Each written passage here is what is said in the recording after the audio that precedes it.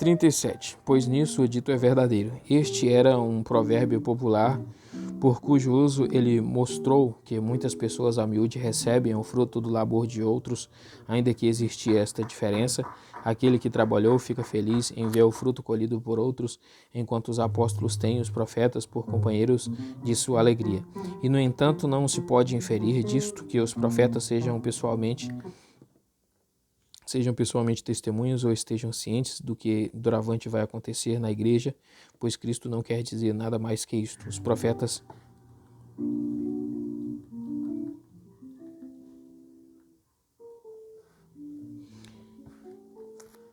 profetas, enquanto viveram, ensinaram sob a influência destes sentimentos, que já se alegraram por conta do fruto, que não tiveram a permissão de colher.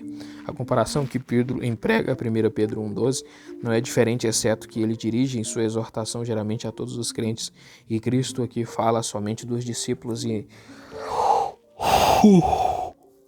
na pessoa deles aos ministros do Evangelho. Por meio destas palavras, ele os concita a lançar seus labores numa sorte comum, de modo que não haja entre eles nenhuma inveja perversa. Aqueles que são os primeiros a serem enviados a trabalhar devem viver tão atentos ao presente cultivo, ao ponto de nutrirem qualquer inveja por uma maior bênção do que a daqueles que seguirem mais tarde. E que aqueles que são enviados, por assim dizer, a colher o fruto sazonado, devem empenhar-se em seu ofício com igual alegria, pois a comparação que aqui se traça entre os mestres da lei e os do Evangelho pode igualmente aplicar-se aos últimos quando vistos em referência uns aos outros. 4:39 ao 45. E muitos samaritanos daquela cidade creram nele, em virtude da palavra da mulher que testificou. Ele me disse tudo quanto tenho feito. Portanto, quando os samaritanos vieram a ele e lhe rogaram que permanecesse com eles, e ele permaneceu 2 dias, e muitos outros creram por causa da sua palavra. E disseram à mulher: já não cremos por causa de teu testemunho, pois nós pessoalmente ouvimos e sabemos que este é realmente o Cristo, o Salvador do mundo. E depois de 2 dias ele partiu e foi para Galiléia, pois Jesus mesmo testificou que um profeta não tem honra em seu próprio país.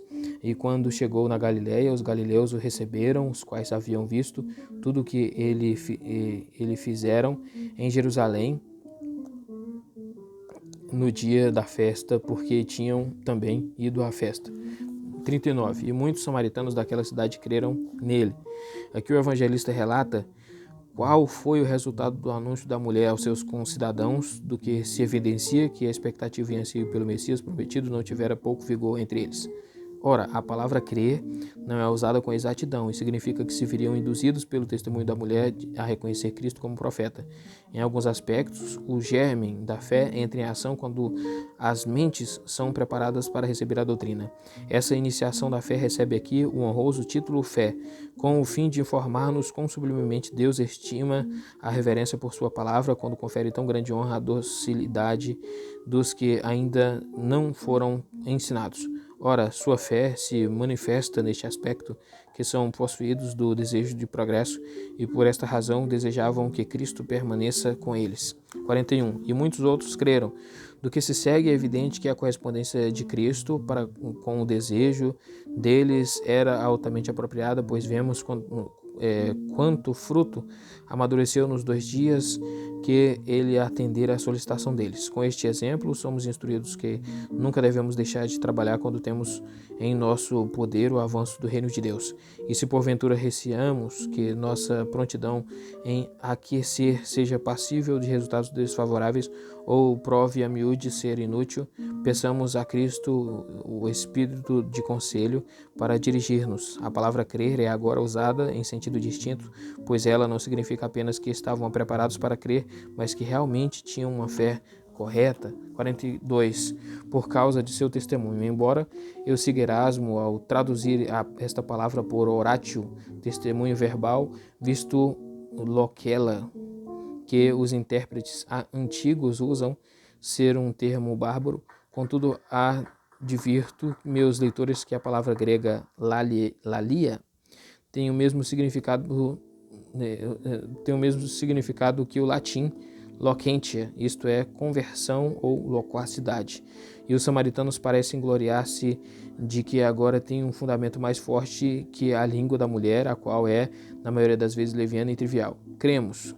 Isto expressa mais plenamente a natureza da fé deles, a qual foi extraída da palavra de Deus mesmo, de modo que podem gloriar-se de ter o Filho de Deus como seu mestre, como é tão somente em sua autoridade que podemos confiar com segurança.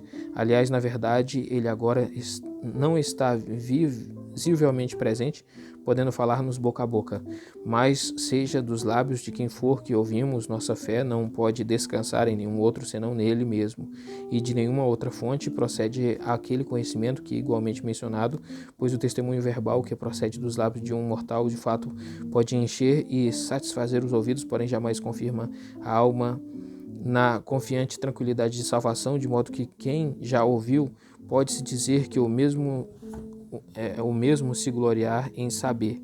Portanto, de modo que quem já ouviu pode-se dizer que o mesmo se gloria em saber. Portanto, na fé, a primeira coisa necessária é saber que Cristo, que fala através de seus ministros, e em seguida é dar-lhe a honra que lhe é devida, isto é, não há dúvida de que ele é o verdadeiro e fiel, de modo que, confiando numa garantia tão destituída de dúvida, podemos confiar firmemente em sua doutrina. Uma vez mais, quando afirmam que Jesus é o Cristo e Salvador do mundo, indubitavelmente aprenderam isto de seus próprios lábios. Daí inferimos que em 2 dias a suma do Evangelho foi claramente ensinada por Cristo, do que até aqui ele ensinava em Jerusalém. E Cristo testificou que a salvação que ele trouxera era comum ao mundo inteiro, para que pudessem entender mais plenamente que ele lhes pertencia também, pois ele não os chama com base na suposição de que eram herdeiros legítimos, como no caso dos judeus, porém ensinou que ele viera admitir estranhos na família de Deus e trazer paz a todos quantos estavam longe. Efésios 2,17. 44. Pois Jesus mesmo testificou. A aparente contradição que nos choca aqui, à primeira vista, tem dado lugar a várias interpretações.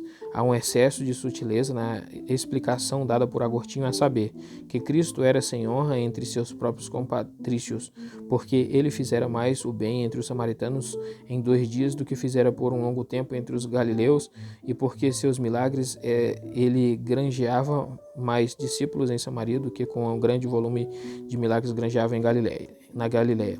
Tampouco me satisfaço com o ponto de vista de Crisóstomo, o qual entendo Cafarnaum como sendo o estado de Cristo, porque ele habitou ali com mais frequência do que em qualquer outro lugar.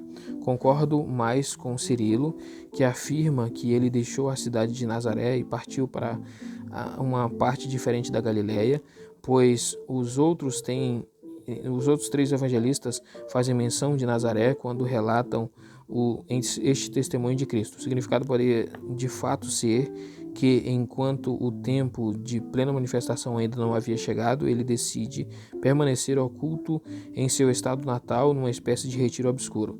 Ainda outros explicam o fato neste sentido: ele permaneceu 2 dias em Samaria porque não havia razão para apressar-se e ir a outros lugares onde escárnio o aguardava. Outros pensavam que ele foi diretamente para Nazaré e imediatamente a deixou, mas como João não faz nenhum relato deste gênero, não me aventuro a entregar-me a tal conjectura. Um ponto de vista mais correto é este: quando ele percebeu que era menosprezado em sua cidade natal, Nazaré, partiu para outros lugares e, portanto, imediatamente segue, versículo 46, que ele entrou na cidade de Caná, o que em seguida se acrescenta que os galileus o receberam, era um emblema de reverência, não de desdém. Um profeta não tem honra em seu próprio país. Não tenho dúvida de que esta expressão era comum e veio a transformar-se num provérbio. E sabemos que provérbios têm o propósito de expressar com graça o que comumente e com mais frequência epitopoli, acontece. Em tais casos, portanto, não é necessário exigirmos rigidamente precisão uniforme, como se o que é expresso em um provérbio fosse sempre verdadeiro. É indubitável que os profetas são geralmente mais admirados em outros lugares do que o seu próprio país de origem. Mais do que o seu próprio país de origem. Algumas vezes também podem ocorrer de fato ocorre que um profeta não é menos honrado por seus compatriotas do que por estrangeiros, mas o provérbio declara o que é comum e ordinário, ou seja, que os profetas recebem honra mais espontaneamente em qualquer outro lugar do que entre os seus próprios compatricios. Ora, este provérbio, bem como o significado dele, pode ter uma dupla origem, pois é um erro universal que aqueles a quem devemos ouvir gritam da plataforma, e a quem vemos agindo neciamente em sua infância são desprezados por nós ao longo de toda a sua vida, como se não tivessem qualquer progresso desde sua tenra idade. A isto se acrescenta outro mal, a inveja, que prevalece mais entre os conhecidos. Penso, porém, por provável que o provérbio se origine da seguinte circunstância: os profetas eram assim maltratados por sua própria nação, pois quando homens santos e bons percebiam que havia na Judeia tão grande ingratidão para com Deus, tão grande desprezo por sua palavra, tão grande obstinação, podiam com razão pronunciar esta queixa, que em parte alguma os profetas de Deus são menos honrados do que em seu próprio país. Se o primeiro significado for preferido ao título profeta, deve ser entendido em termos gerais, denotado qualquer mestre, como Paulo chama Epimênides, profeta dos cretenses, Tito 1:12. 45. Os galileus o receberam. Se esta honra era ou não de longa duração, não temos meios para determinar, pois nada existe a que os homens mais se inclinam do que olvidar os dons de Deus. Tampouco João relata isto com algum outro desígnio, senão o de informar-nos que Cristo realizou milagres na presença de muitas testemunhas, tanto que a notícia delas se difundiu por muitos rincões. Repetindo isto, aponta para uma vantagem dos milagres, a saber, que eles preparam o caminho para a doutrina, pois fazem com que se preste reverência a Cristo. 4:46 e 54.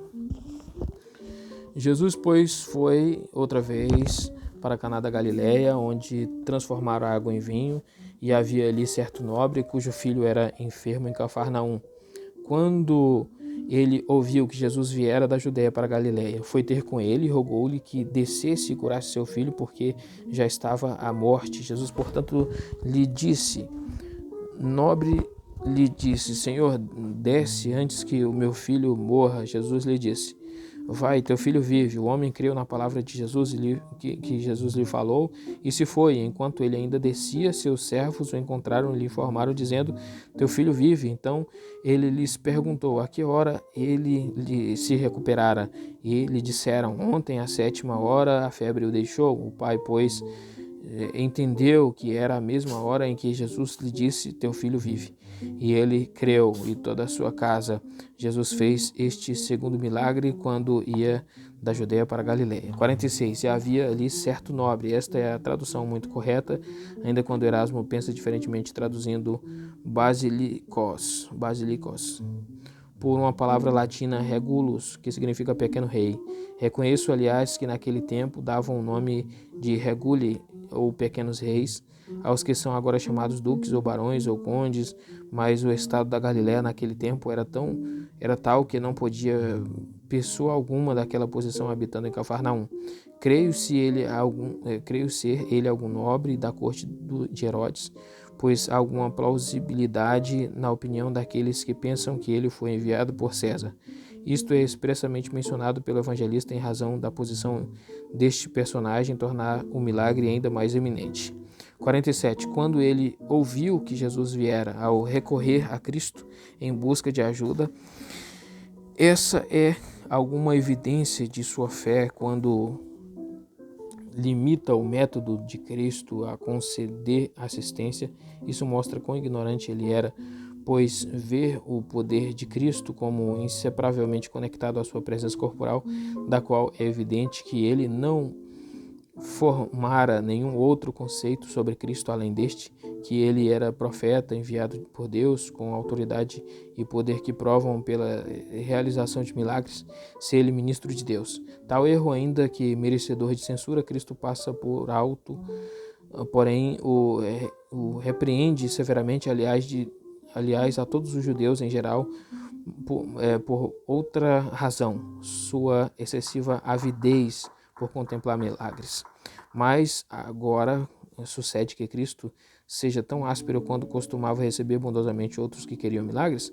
Teria havido naquele momento alguma razão particular, ainda que desconhecida de nós, pela qual ele tentou este homem com certo grau de severidade, o que não era comum dele, e talvez ele visasse não tanto ao indivíduo, mas à nação inteira? Ele entendeu que a doutrina de Cristo não era de grande autoridade e por isso não só a negligenciou, mas ainda a desprezou totalmente, e em contrapartida todos os seus olhos estavam fixos nos milagres e todos os seus sentidos se achavam dominados pela estupidez antes que pela admiração, e assim o ímpio desprezo pela palavra de Deus, que naquele tempo prevalecia, o constrangeu a fazer tal censura. Aliás, na verdade, até mesmo alguns dos santos às vezes desejavam ser confirmados por milagres a fim de não nutrirem alguma dúvida quanto à veracidade das promessas, e notamos como Deus, ao bondosamente atender suas solicitações, mostrou que não estava ofendido por eles. Cristo, porém, descreve aqui uma perversidade muito mais grave, pois os judeus dependiam tanto de milagres que não deixavam qualquer espaço à palavra. Em primeiro lugar, é excessivamente perverso que se deixar dominar pela estupidez e carnalidade, ao ponto de não sentir qualquer reverência pela doutrina, a não ser que fossem estimulados por milagres, pois deveriam estar bem familiarizados com a palavra de Deus, na qual haviam sido educados desde sua infância. Em segundo lugar, quando se realizavam milagres, tinham um aspecto tão proveitoso que todos permaneciam em um estado de espanto e perplexidade, e assim não eram atingidos pela religião, nem pelo conhecimento de Deus, nem pela prática da piedade, mas permaneciam simplesmente no caminho dos milagres. O mesmo propósito tem aquela abordagem de Paulo contra eles. Os judeus exigem sinais, 1 Coríntios 1:22, pois sua intenção é dizer que, de uma forma irracional e moderada, viviam atrelados aos sinais e pouco se preocupavam com a graça de Cristo, ou com as promessas da vida eterna, ou com o poder secreto do Espírito, mas, ao contrário, rejeitavam o Evangelho com desdenhosa arrogância, visto que não se deixavam atrair por coisa alguma senão por milagres.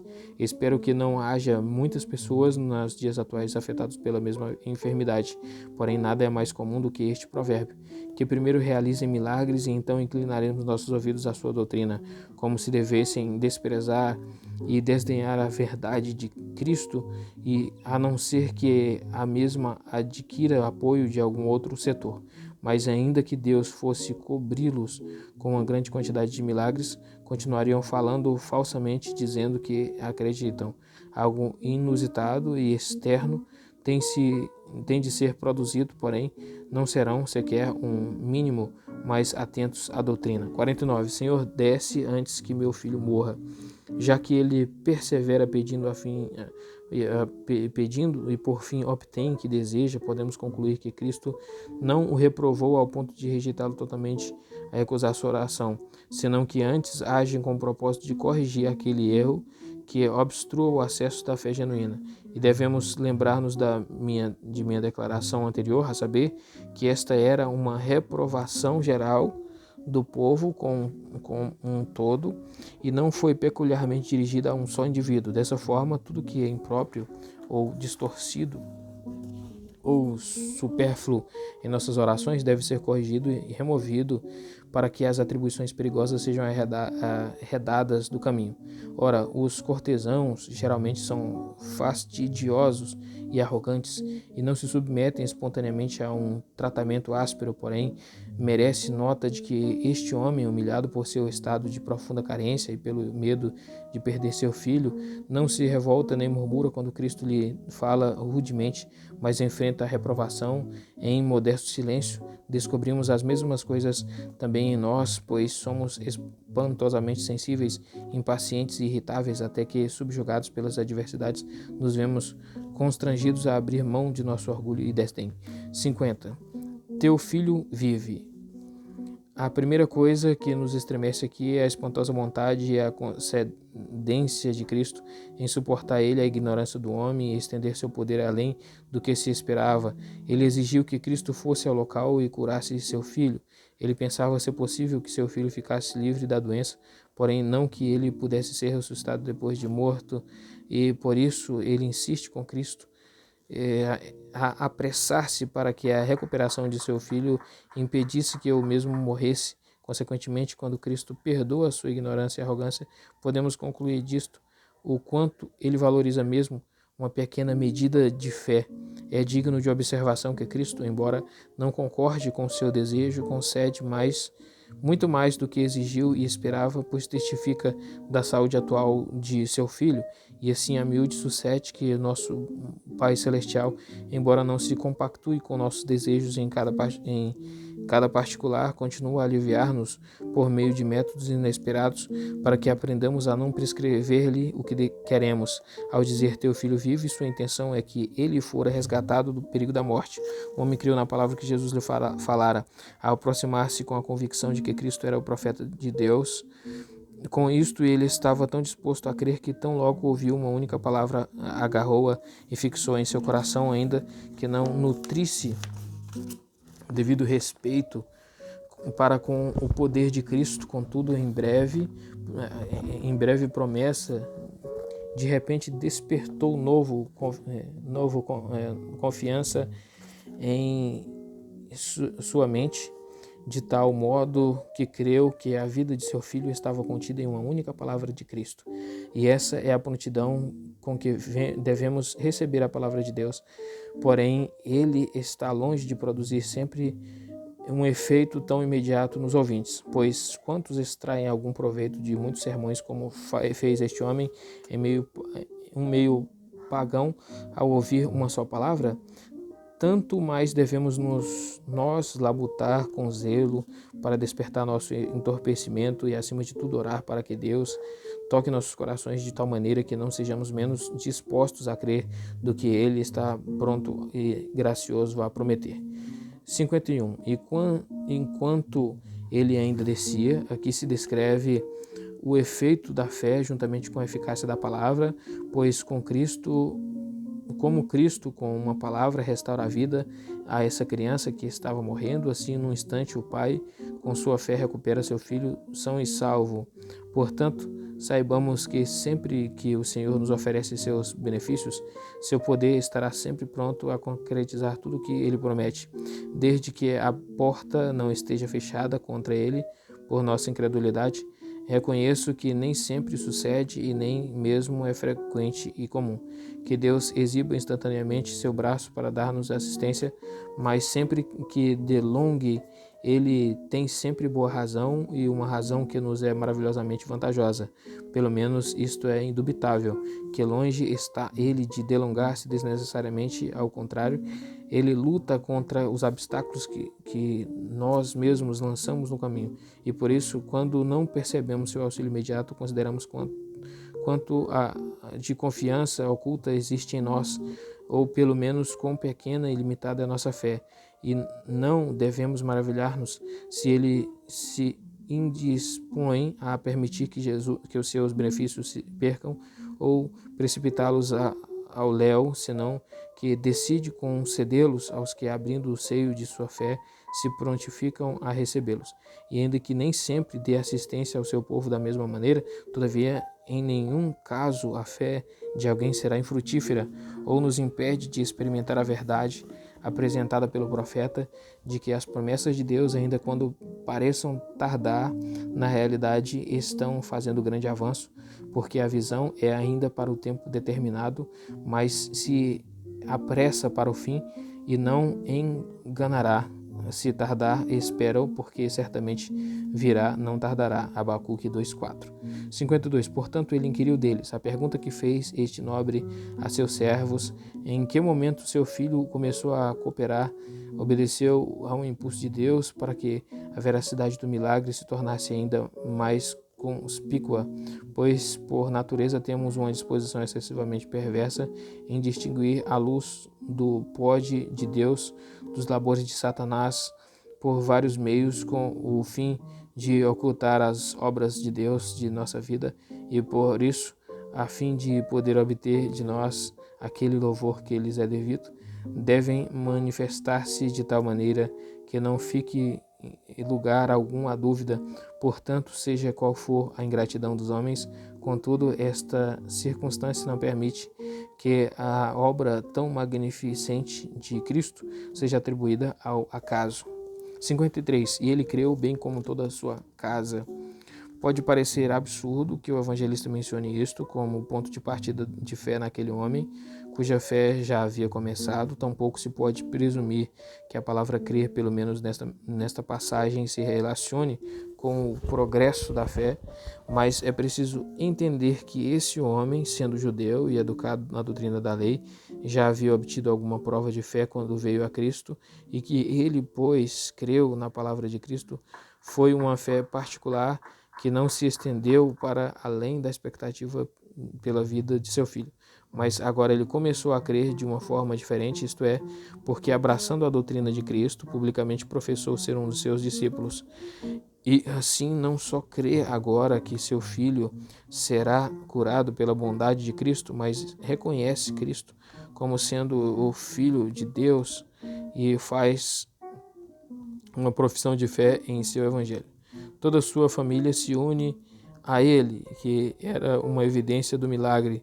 Nem se pode pôr em dúvida que tenha ele feito tudo para conduzir outros juntamente com ele a abraçar a religião cristã. E aqui termina o capítulo 4 do comentário de João Calvino.